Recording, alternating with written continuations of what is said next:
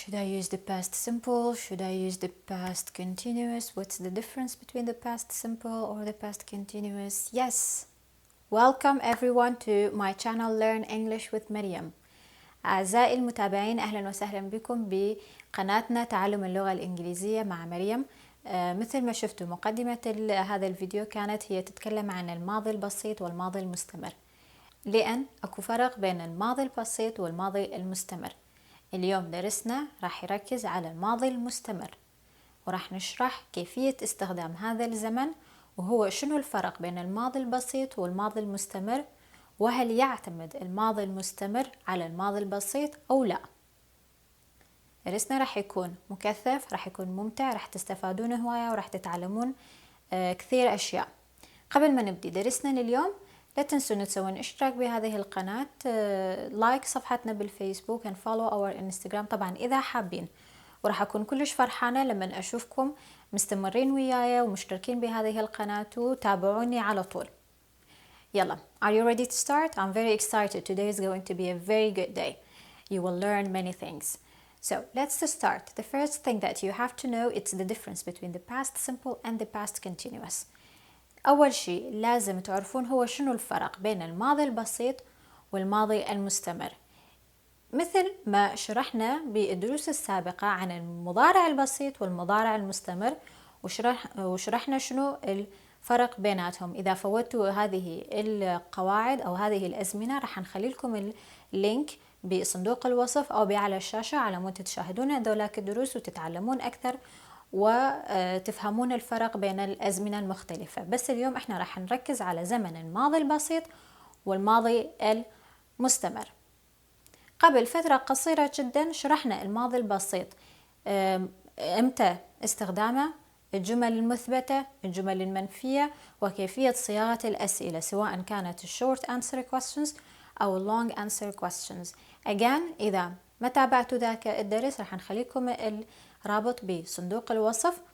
لا تترددون بمشاهدة هذا الفيديو للاستفادة أكثر وحتى تفهمون أكثر الغرض من هذا الفيديو. So far so good.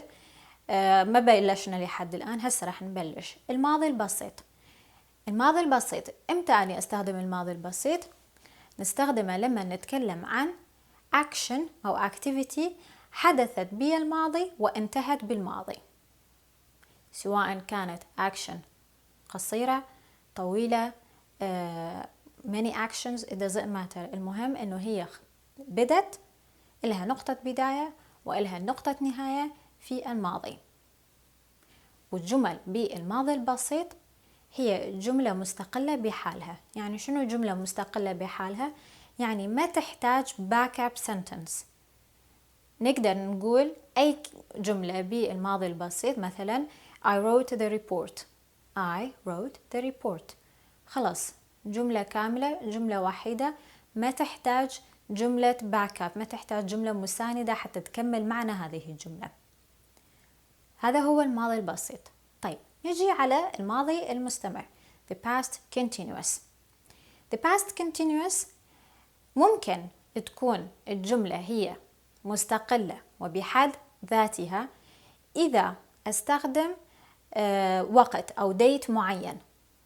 لما أكون محددة الوقت متى حدثت هذه الأكتيفيتي، بهذاك الوقت راح أقدر أستخدم الماضي المستمر بجملة مستقلة لوحدها ما تحتاج جملة أخرى.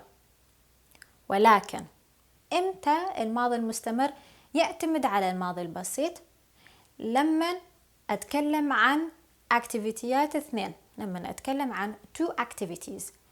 one activity هي حتكون قصيرة.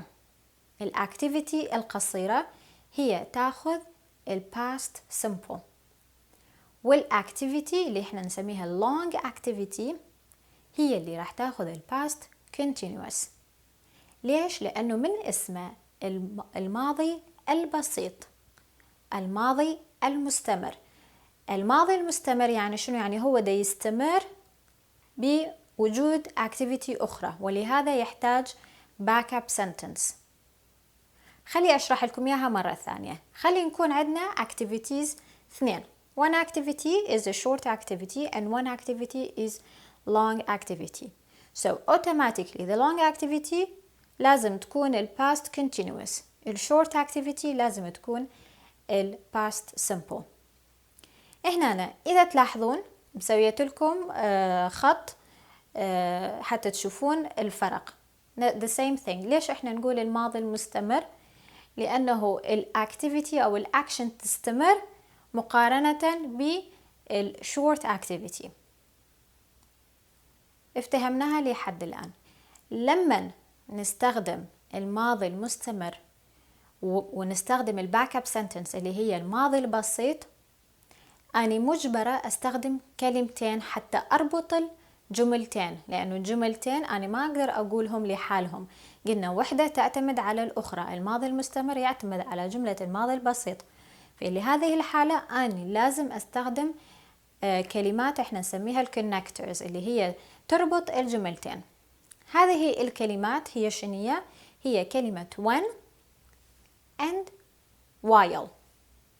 when while فقط كلمات اثنين نستخدمها حتى نربط جملة الماضي البسيط وجملة الماضي المستمر. بعدين هسه بدروس لاحقة راح أشرح لكم كيفية استخدام هذه الكلمتين وأين يكون موقعهم من الجملة. لحد الآن شفتوا الفرق بين الماضي البسيط والماضي المستمر.